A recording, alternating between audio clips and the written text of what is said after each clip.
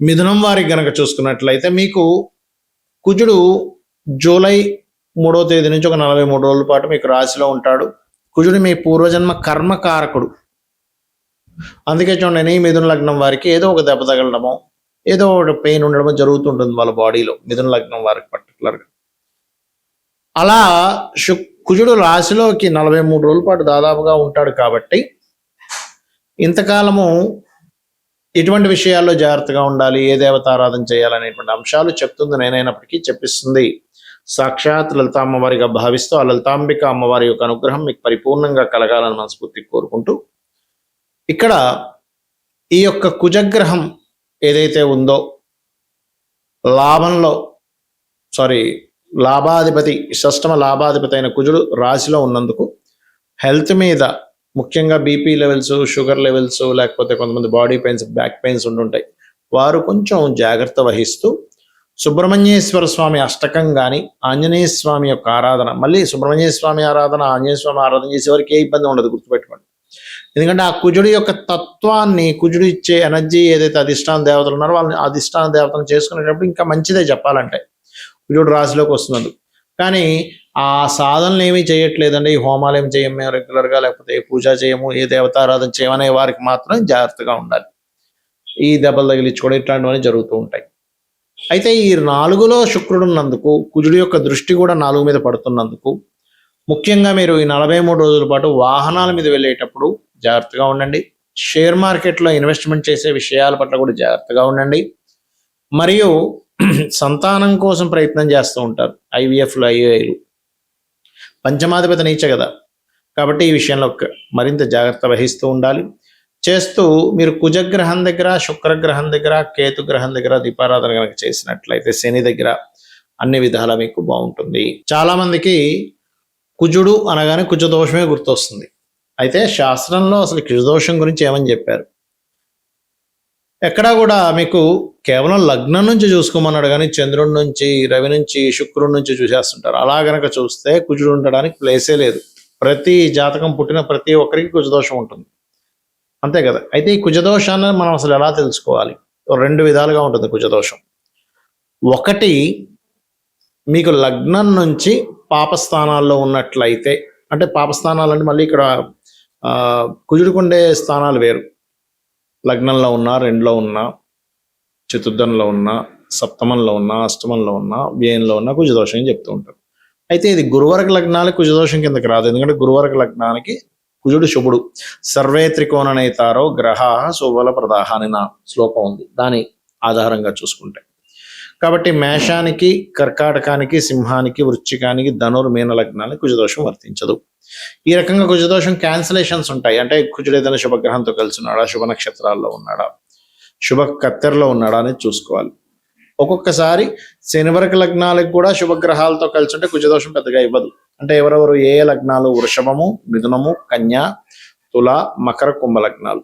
అయితే ఇక్కడ ఏంటంటే ఎప్పుడు కూడా కుజదోషము అనగానే ఒకటి లగ్నం చూసుకోవాలి, రెండోది దాని స్థితి చూసుకోవాలి, మూడోది ఏ లగ్నానికైనా ఆ యొక్క స్థితి పాడైపోయి ఆ భావనలో ఉంటే ప్రతిసారి పెళ్లి మీదే చూపించదు కుజదోషం అనేది, బాగా అర్థం చేసుకోండి.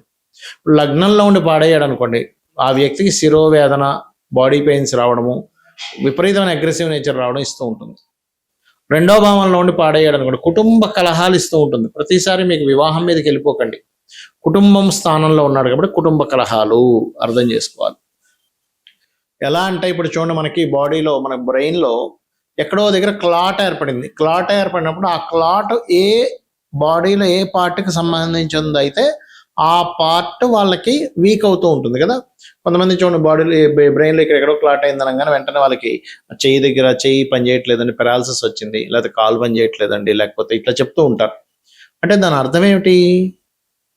ఒక్కొక్క నర్వ్ మీద దాని ప్రెజర్ పడ్డప్పుడు అది బాడీలో ఏ పార్ట్ మీద అయితే దాని యొక్క ప్రభావం చూపించాలో ఆ పార్ట్ మీద ఎలా చూపిస్తుందో కుజదోషం కూడా అంతే. కుజుడు పాడైపోయి 2వ భావానికి సంబంధం కలిగినప్పుడు, 2వ భావం అంటే కుటుంబ స్థానము, ధనస్థానము, ధనం వల్ల వివాదాలు రావడం ఇవిస్తుంది. అంతేగాని వెంటనే మనం తీసుకెళ్ళిపోయి వివాహానికి అంటగట్టకూడదు ప్రతిదీ కూడా, అది శాస్త్రంలో అలా లేదు, గుర్తుపెట్టుకోండి. 3వ భావం పరాక్రమ స్థానము, మంచి పరాక్రమం ఉంటుంది. కానీ పాడైపోయిన 3వ భావంలో ఉంటే అన్ని విషయాల్లో ఆర్గ్యుమెంట్స్ చేస్తూ గొడవలు పెట్టుకుంటూ ఉంటారు. 4వ భావం అనుకోండి. చతుర్థ భావం అంటే ఏంటంటే మీకు చతుర్థం అనేది గృహభావంగా చెప్తూ ఉంటారు. గృహము, అలాగే ప్రాపర్టీ తీసుకోవడము, మరియు ఈ 4వ భావంలో పర్టికులర్గా కుజుడు కనుక పాడైతే అది కూడా వెంటనే వివాహానికి చెప్పకూడదు. ఎందుకంటే 4 నుంచి సప్తమం చూస్తాడు కదండి, చూస్తాడు, దాని ప్రభావం ఉంటుంది. కానీ ఎక్కువ 4th హౌస్ మీద ఉంటూ ఉంటుంది. కాబట్టి ఏదైనా ప్రాపర్టీస్ తీసుకునేటప్పుడు మీ పేరు మీద తీసుకోకపోవడం మంచిది. ఏది కుజుడు పాడైతే బాగుంటే మళ్ళీ మంచిదే. అది శుభలగ్నం అంటే గురువర్గ లగ్నమై అంటే మేషం కానీ కర్కాటక సింహ వృశ్చిక ధనుర్మీన లగ్నాల్లో ఏదైనా అయ్యి అక్కడి నుంచి 4లో గురువుని చక్కగా ఉంటే భూముల మూలంగానే వాళ్ళు కోటీశ్వరులు అవుతారు. ఇది గుర్తుపెట్టుకోండి. అలా పాడైతే మాత్రం భూముల వల్ల ఇబ్బంది పడతారు. మరి 5వ భావంలో ఉన్నాడు, పాడైతే సంతానంతోని ప్రేమించిన వారితోని గొడవలు అవుతూ ఉంటాయి. 6వ భావంలో ఉన్నాడు అనుకోండి, ఉదాహరణకు కుజుడు 6వ భావంలో ఉంటే శత్రువుపై జయం కలుగుతుంది వాళ్ళకి. అయితే ఇక్కడ పాడవకూడదు. పాడైతే హెల్త్ రిలేటెడ్ సంబంధించిన వాటిలో ఎక్కువ పెయిన్స్ ద్వారా వచ్చే ఇబ్బందులు ఎక్కువ వస్తూ ఉంటాయి. 7వ భావం అప్పుడు మాత్రమే వివాహము, వివాహ జీవిత భాగస్వామి యొక్క స్వభావం మీద దాని యొక్క ప్రభావాన్ని చూపిస్తూ ఉంటుంది. అష్టమం యాక్సిడెంట్స్ ప్రోన్స్ ఎక్కువ అవుతుంటాయి. అందుకే మేషలగ్నం వారికి కుజుడు పాడైతే కొంచెం యాక్సిడెంట్స్ అవుతాయి, జాగ్రత్తగా ఉండండి అని చెప్తూ ఉంటారు. భాగ్యము తండ్రి గారి మీద, తండ్రి యొక్క స్వభావం మీద, లాంగ్ జర్నీస్ వెళ్ళేటప్పుడు జరిగేటువంటి కొన్ని సంఘటనలు యాక్సిడెంట్స్ అవ్వడం లాంటివి మీద ఇస్తూ ఉంటుంది లాంగ్ జర్నీస్లో, ప్రతిసారి కాదు. దశమ స్థానంలో బాగుంటేనేమో వాళ్ళు లీడర్ అవుతారు, వాళ్ళు ఉండే కెరియర్లో. బాగోపోతే ఆ సుపీరియర్స్తోనే వీళ్ళు ఇబ్బంది పడుతూ ఉంటారు, కెరియర్లో ఇబ్బంది పడుతూ ఉంటారు. లాభస్థానంలో కుజుడు బాగున్నాడు అంటే అన్ని విధాల లాభం.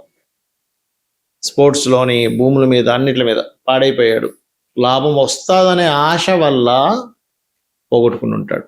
12వ స్థానంలో కుజుడు బాగుంటేనేమో తండ్రి ఆస్తి ఖచ్చితంగా వచ్చి తీరుతుంది, పాడైపోతే తండ్రి ఆస్తి గొడవల్లో ఉంటుంది. ఇలా కుజుడు ఎక్కడున్నాడనే తీసుకోవాలి.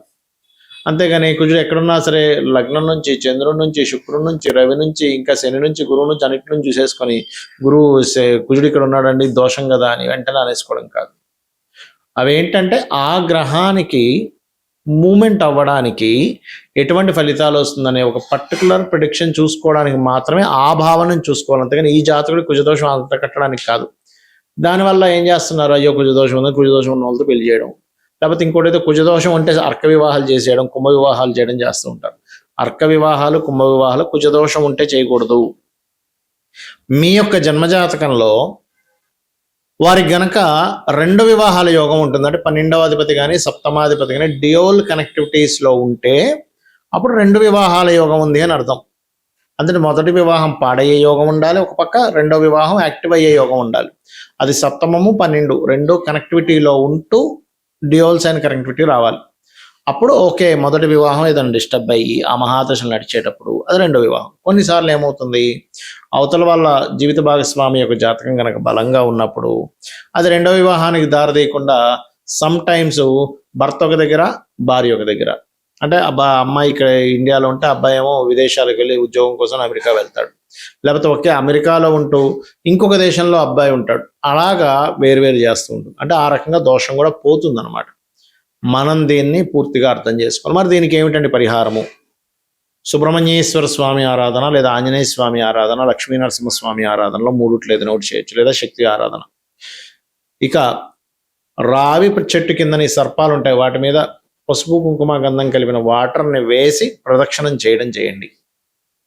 అదేవిధంగా వీలైనంత మట్టుకు ఏదైనా ఆలయాల్లో హోమాలు జరిగేటప్పుడు అక్కడ మీరు ఏదైనా ఆ హోమానికి తగ్గ సామాగ్రి మీరు ఇవ్వండి, మీకు ఫైనాన్షియల్గా బాగుందంటే. సంఘ సంబంధంగా అంటే మనం చూడండి, ఇప్పుడు బయట సొసైటీగా మనం ఏం చేస్తే బాగుంటుంది, కుజదోషం పోతుందంటే రక్తం కనుక మీకు పుష్టిగా ఉంటే రక్తదానం చేయండి, ఖచ్చితంగా కుజదోషం పోతుంది. అంటే మీ యొక్క రక్తం వల్ల ఇంకొకరి ప్రాణం నిలబడుతుంది, కాబట్టి అది పుణ్యం కిందకు వస్తుంది, గుర్తుపెట్టుకోండి. కందులు దానంగా ఇవ్వచ్చు, ఎరుపు రంగు దానంగా ఇవ్వచ్చు. కుజుడు కనుక బాగా దోషభూయిష్టం అయితే మంగళవారాలు ఎటువంటి ఇంపార్టెంట్ పనులు అవి పెట్టుకోకండి, దానివల్ల వివాదాలు వస్తూ ఉంటాయి. ఇలా చేయండి, అన్ని విధాలా మీకు బాగుంటుంది. అమ్మవారి అనుగ్రహం మీకు పరిపూర్ణంగా కలగాలని మనస్ఫూర్తి కోరుకుంటూ శ్రీమాత్రే నమః.